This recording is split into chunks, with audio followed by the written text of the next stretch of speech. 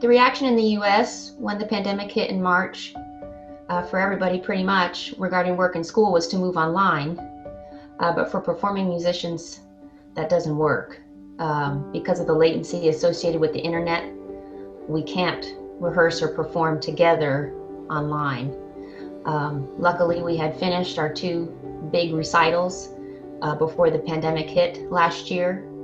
But because it's still here, we haven't been able to rehearse or perform together since then. We've been researching and experimenting with some online platforms, none of which work very well yet. And we've been trying to figure out what things we can do this year and then planning ahead for what we might do after the pandemic. It has been nice to have some extra time to put into some long-term goals, but I think we're all sad that we can't play together. It's a creative outlet for us and a social connection and something that really nourishes us.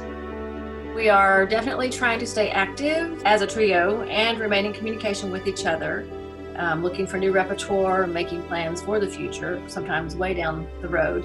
We're also trying to stay visible to the community, though that's the biggest challenge, I think, during this time of social distancing. We do have a new Facebook page, aptly named Fuze Trio, where we will be releasing recordings of past performances. We also have a new piece in the works that we will premiere on our Facebook page in the spring. We're working with a composer. His name is Alan Cohen, and he is composing a piece for us with the proposed title of Alone Together.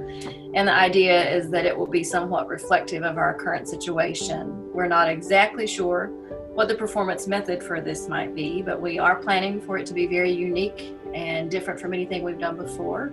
And I think we're very excited about this upcoming project. The clip that you're going to be seeing is from when the Fuze Trio played in January of 2020. And the clip is What the Soul Can Delight by J.S. Bach. This was originally for voice, flute, and keyboard with a small string ensemble.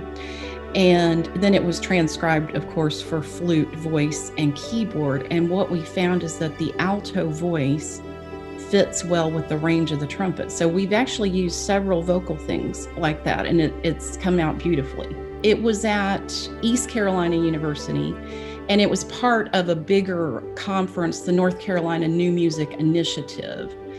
And that came about because we played a piece by Dr. Travis Alford from East Carolina University, and he traveled here to us. We actually played it in Dalton at the Dalton Creative Arts Guild. He was not able to come at UTC, and then because of that association, he invited us to do the residency.